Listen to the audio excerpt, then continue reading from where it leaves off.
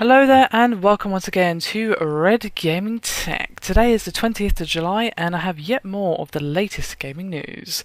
Today I have some news for you concerning Wasteland 2. As some of you probably know, it was expected to be released this October, but the developer, who is of course In Exile Entertainment, announced via a Kickstarter update that it's a bit behind schedule. And this is according to producer Brian Fargo. The studio now has a quote feature complete build and is only about 6 weeks behind, although it wasn't actually clear if the final product will only be pushed back 6 weeks or not. He did however have this to say. This feature complete playable is about 6 weeks behind where I wanted it to be, but I can't be too surprised considering the increased scope. We have been able to accomplish so much in so little time by our experienced, fantastic team and tools. He did later say though that beta testing will begin in October, and he had this to say. Once the beta testing begins in October and once we have enough feedback from testing, we can evaluate where we're at and set a new release date. By that stage, over 10,000 of our backers will have gotten to play the game with us. In the end, quality becomes before everything, and fortunately the backers have been in line with us to make sure we get it right. On the plus side, he did say that the game will be massive, maybe even the biggest RPG he's ever worked on. And he had this to say. One of the unique aspects to our crowdfunding campaign is that we're greatly overfunded, which is wonderful in allowing us to create a larger experience, one that is in fact quite epic in size. It could well be the largest RPG I have worked on to date.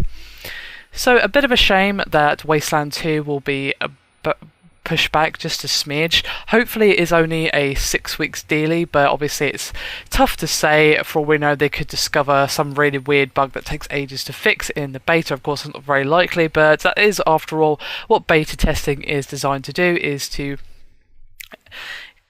catch those bugs that only really people playing it en masse can really catch. Of course, you can do your game testing, you can do all your bug testing, but the players will still find ways to basically break your game, either intentionally by trying to say, oh, I don't know, see if they can clip through walls or whatever just for the lols, or unintentionally just by playing the game and perhaps they did something that none of your team thought to do and it caused a bug to occur that you've never seen before.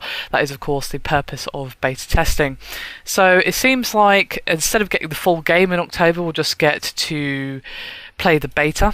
So at least that's something. Hopefully though it won't be pushed back too much. I would imagine it would just be a couple of months at the most. So hopefully we'll be seeing it being released this year. Bit of a shame, but I'm sure we prefer they take the time to fully test the game, make sure as many bugs as possible are ironed out so we get a more complete experience rather than something that's a little bit broken just so they could keep their promise of the initial release date. Anyway, that is me done for this video. I hope you've enjoyed it. Thank you very much for watching and I'll see you next time.